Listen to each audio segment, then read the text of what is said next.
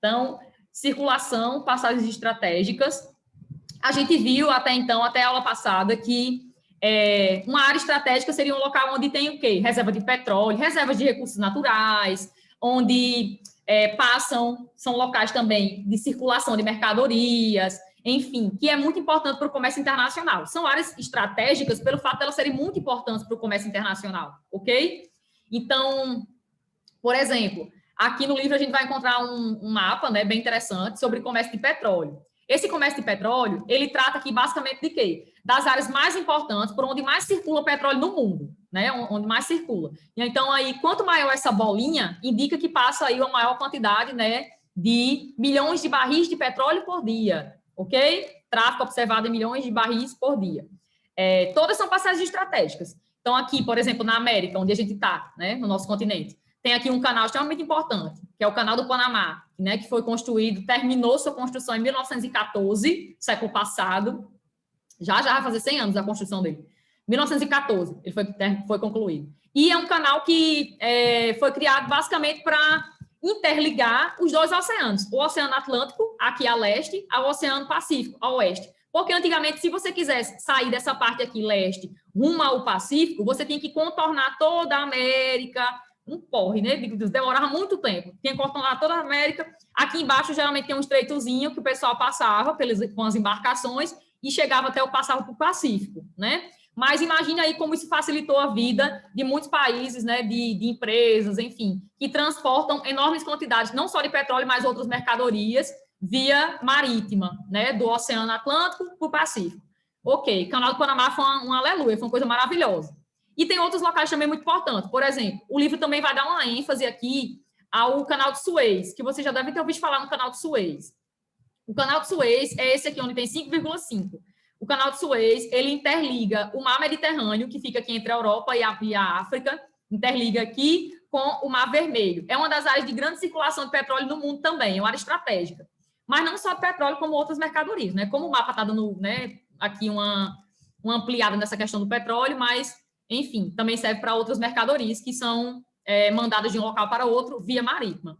Outro canto que é muito importante, que aqui está, né, bem grande, bem destacado, é o Estreito de Hormuz. O Estreito de Hormuz fica aqui onde aconteceu a Guerra do Golfo. A Guerra do Golfo, que foi entre quando o Iraque invadiu o Kuwait, né, que foi aqui nessa região do Estreito de Hormuz, né, do Golfo Pérsico. Então, essa parte aqui é uma das partes onde mais circula petróleo no mundo, assim como o Estreito de Malaca, enfim. Todos esses estreitos aí, canais, são importantes. É isso que eu quero mostrar para vocês. E são áreas estratégicas, pelo fato de que são áreas de grande circulação, né, de milhões de barris de petróleo aí por dia, diariamente.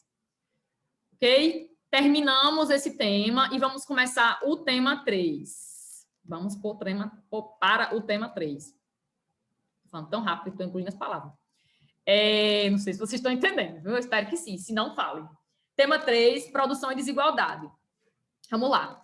Logo aqui no início do tema 3, esse tema vai falar sobre Revolução Industrial, porque ele fala sobre a desigualdade existente entre os países do globo. Tem países que têm sua produção voltada no setor industrial, enquanto outros países ainda são um pouco atrasados economicamente, porque sua produção ainda é muito ligada a produtos primários, né? Produtos primários seriam o quê, Ana Beatriz? Produtos frutos da agricultura, pecuária, extrativismo, mineral, vegetal, tipo o Brasil, né? Que é um país ainda muito agrário, né? Agro é tech, agro é pop, agro é tudo. Agro é a riqueza do Brasil. Enfim, o Brasil ainda é um país muito agrário, é um país que precisa avançar muito ainda no seu setor de tecnologia, de ponta para suas indústrias, né? Embora nós temos, sim, uma sociedade urbana industrial, nós temos uma sociedade urbana que é em decorrência da indústria, nós temos indústrias no nosso país, óbvio, mas não é aí uma industrialização tão tecnológica, tão moderna, tão eficaz quanto, por exemplo, a industrialização, né, de outros países do globo, certo? Que se industrializaram primeiro, que tiveram industrialização clássica e tudo mais. Então, vamos lá. Ana Beatriz vai falar de indústria e vai falar de sociedade urbana e industrial, né? Então, quando é que começou a Revolução Industrial? A primeira revolução. Primeiro que a gente tem que saber que existem 3 revoluções industriais. Hoje em dia se fala em uma 4ª revolução industrial, que seria a revolução da inteligência artificial. Mas algumas pessoas dizem que, na verdade, essa inteligência artificial está dentro da 3ª revolução. Então, eu vou falar aqui que existem 3 revoluções.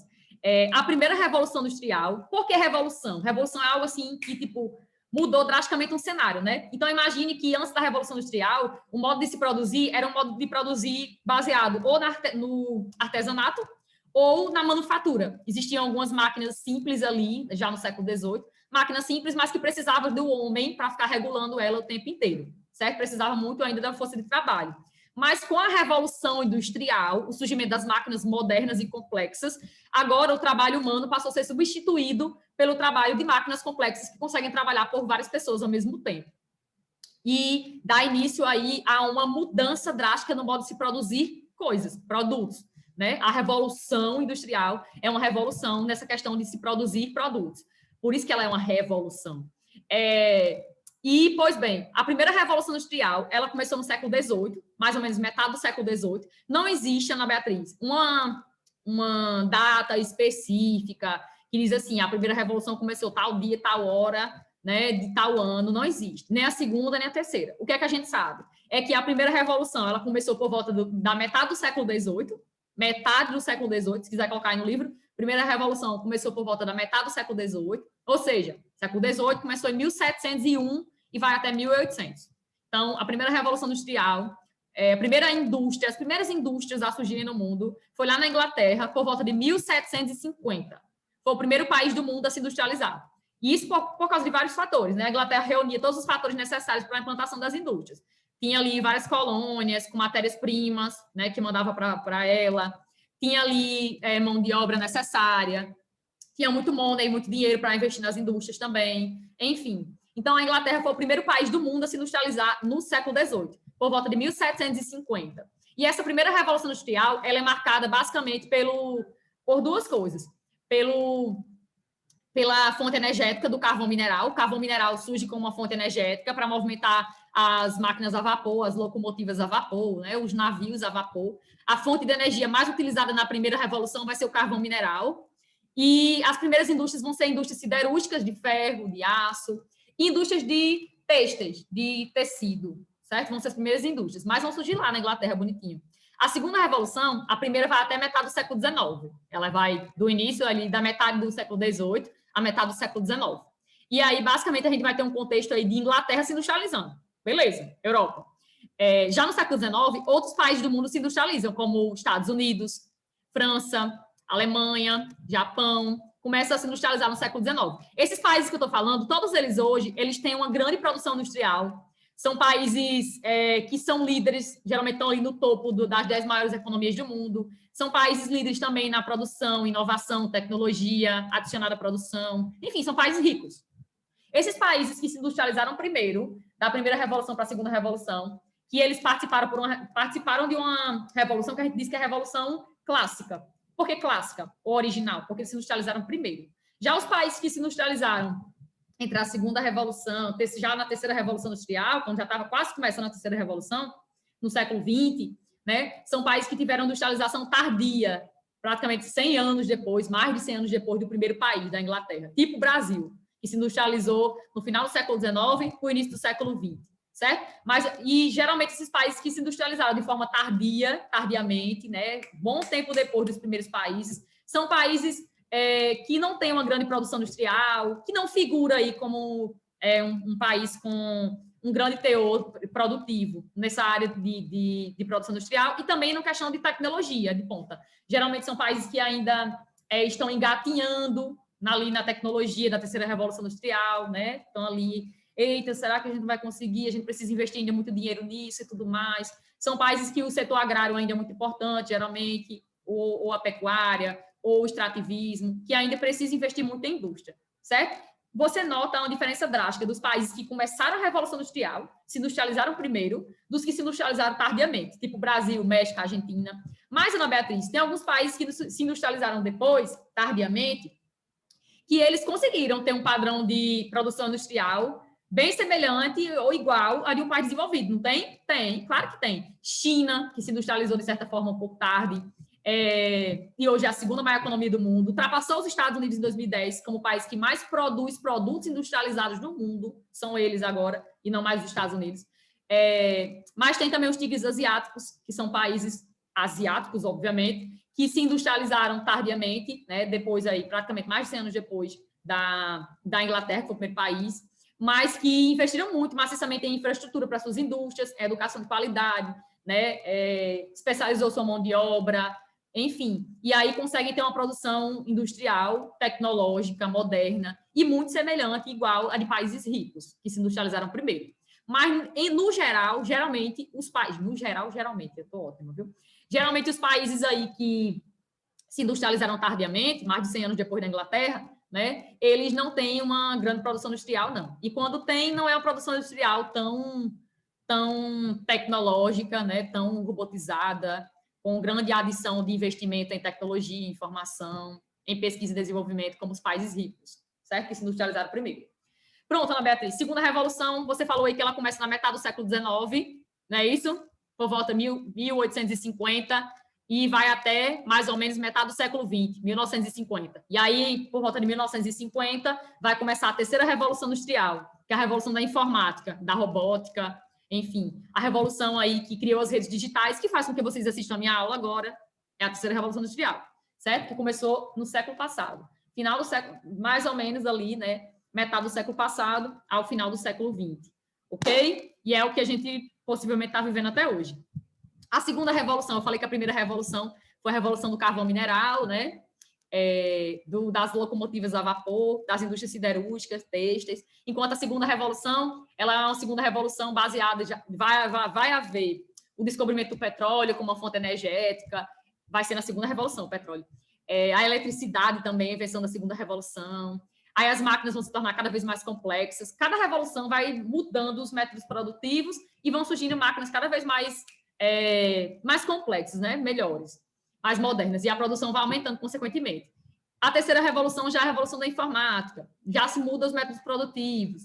E cada revolução a gente vai analisar que vai ocasionar mudanças sociais, não só econômicas, mas mudanças sociais também. Porque com o surgimento de máquinas cada vez mais modernas, máquinas substituem pessoas. Se substitui pessoas, então pode ocasionar, e de fato acontece, desemprego em massa. Esse desemprego ele pode estar associado à formação de favelas nas cidades, porque não tem emprego para todo mundo, então as pessoas vão morar em áreas periféricas, em áreas marginalizadas da cidade. Enfim, isso pode estar relacionado também a uma superlotação, né, das cidades. Por quê? Porque a gente sabe que a sociedade urbana industrial ela surgiu por causa da indústria. O mundo urbanizado, a urbanização, que é o aumento populacional maior no espaço urbano do que no espaço rural. Ana Beatriz explica isso melhor. Quando é que uma sociedade ela é urbana? Quando mais de 50% das pessoas, mais de 50%, habitam a zona urbana. A gente tem ali uma sociedade urbanizada, certo? Mais de 50%. Mas a urbanização, ela implica dizer que o quê? Está ocorrendo ali um aumento populacional maior na zona urbana do que na zona rural. No Brasil, a gente já tem mais de 84% da população morando em zonas urbanas. Nosso país é um país urbanizado, bem urbanizado. Bem urbanizado. Quase 90% aí das pessoas moram nas zonas urbanas. E isso é um fenômeno mundial, certo? Só que alguns países ainda têm uma porcentagem um pouco maior de áreas rurais, de pessoas morando nas áreas rurais, do que nas áreas urbanas, pelo fato da condição ali de vida das pessoas, pela economia daquele país, que muitas vezes ainda é um país muito agrário, pode acontecer. Mas o mundo, se você juntar o mundo, planetinha, a maior parte, né, no final da década de 2000, no final da década de 2000, não sei se foi em 2008 o ano específico, eu não lembro o ano não, mas para mim foi 2008. O mundo passou a ser um mundo urbanizado. Foi quando a gente teve aí mais de 50% das pessoas morando nas zonas urbanas do que nas zonas rurais, a nível mundial, certo? Isso aconteceu agora, né, na primeira década do nosso século XXI, certo? Ana Beatriz, como é que acontece essa formação dessa sociedade urbana industrial? A sociedade urbana industrial, a urbanização, ela é um fenômeno que é consequência da indústria. Primeiro ocorre a industrialização, e aí a indústria surge aonde, Ana Beatriz? No espaço urbano. As indústrias, quando elas surgiram lá na Inglaterra, foi onde? No espaço urbano. Em cidades, em vilas, mas nas áreas urbanas. Elas surgiram nas áreas urbanas. Com a industrialização, o que vai acontecer? Muitas pessoas que habitavam as zonas rurais vão ver a possibilidade de melhorar a sua condição de vida, de arranjar um emprego, né, ali nas zonas urbanas, porque estavam surgindo as indústrias. Beleza. Isso vai ocasionar um êxodo rural. As indústrias, elas provocam o êxodo rural. O que é êxodo? A palavra êxodo quer dizer saída. Então, é você sair de onde? Da zona rural para a zona urbana. Êxodo rural é um tipo de migração, né? Saída da zona rural para a zona urbana. Então, perceba, as indústrias surgem nas áreas urbanas, elas ocasionam ali, de certa forma, uma certa cobiça às pessoas. Opa, será que eu tenho a oportunidade de melhorar a minha vida? Vou tentar ali, pega a minha família todinha, vamos morar na zona urbana. Isso acontecia bastante, né? Via ali como uma possibilidade de melhorar a sua condição de vida. Então, a galera ia para a cidade em busca de emprego, de melhores condições de vida, e passou a ocorrer um êxodo rural, né? Uma grande quantidade de saída de pessoas da zona rural para as zonas urbanas. Outra coisa que também ocasionou o êxodo rural foi cercamentos de terras na Europa e também em outros locais do mundo, onde poucas pessoas detinham terras, né, quantidade de terras.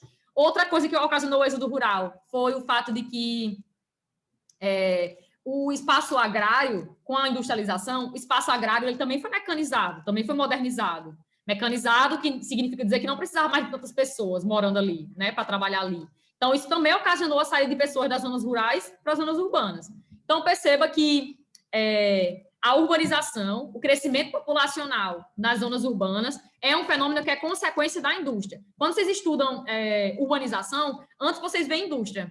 Por quê? Porque a indústria ela vai ocasionar a urbanização. Né?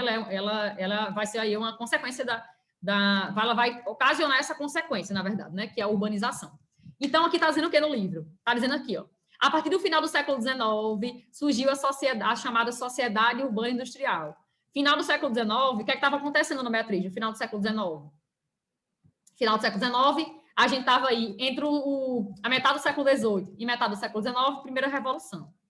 Da metade do século XIX para a metade do século XX, segunda revolução. Então, está dizendo aqui que a sociedade urbana industrial, a maior quantidade de pessoas habitando as zonas urbanas e em decorrência das indústrias, surgiu no final do século XIX. Já aí nessa passagem da primeira revolução para a segunda revolução, né? Industrial. Segunda revolução industrial.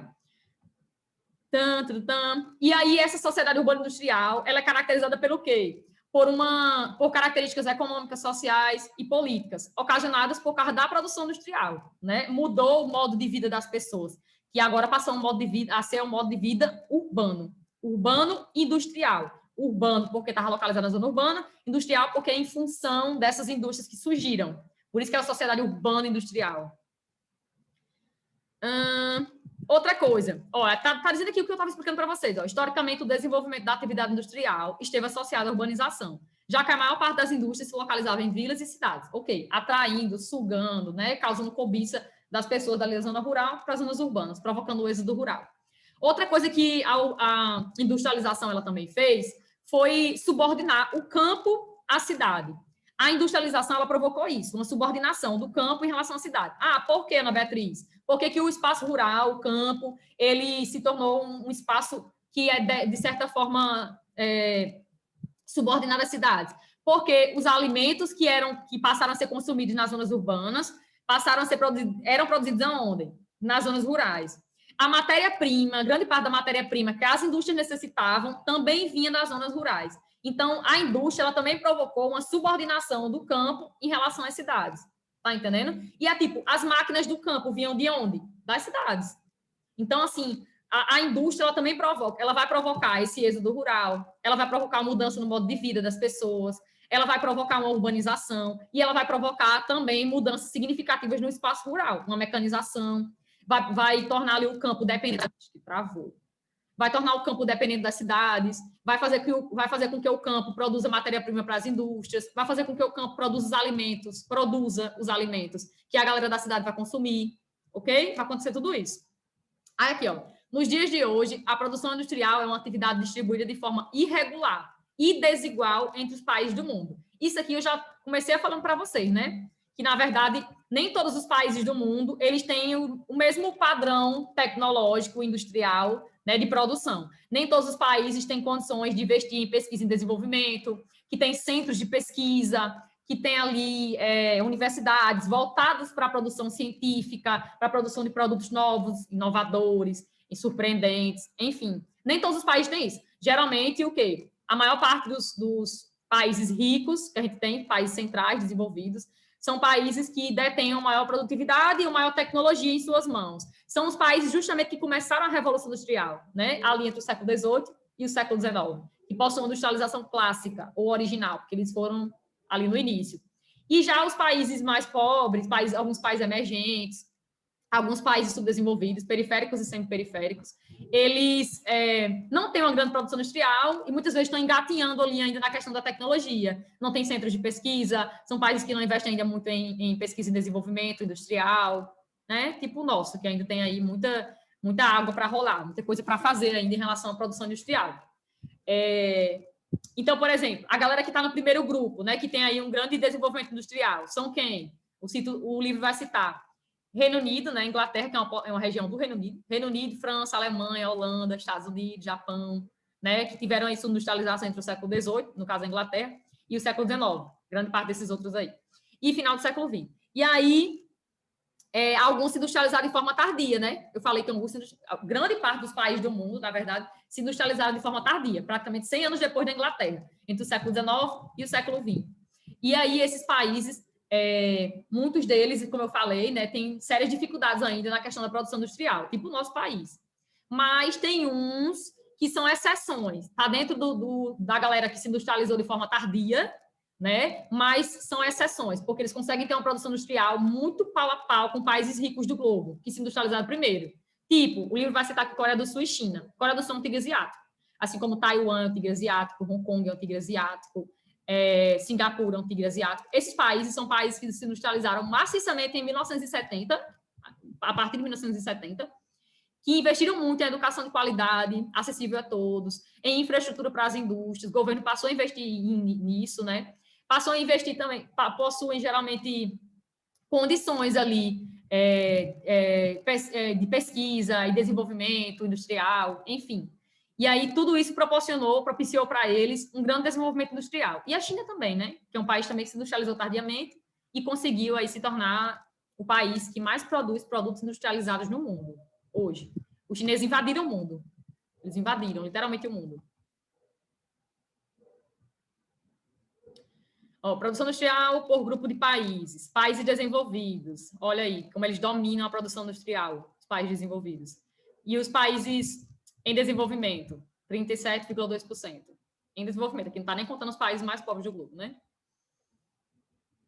Se bem que tá, né? Se bem que eu acho que esse livro ele considera. Foi mal, eles consideram sim. Países em desenvolvimento, eles consideram tanto os emergentes, quanto eles consideram os mais pobres. Consideram sim, tá dentro desses 37,2%. Retificando aí. Desigualdade no comércio internacional. Então, vamos lá. O que é que a gente vai perceber nesse tópico?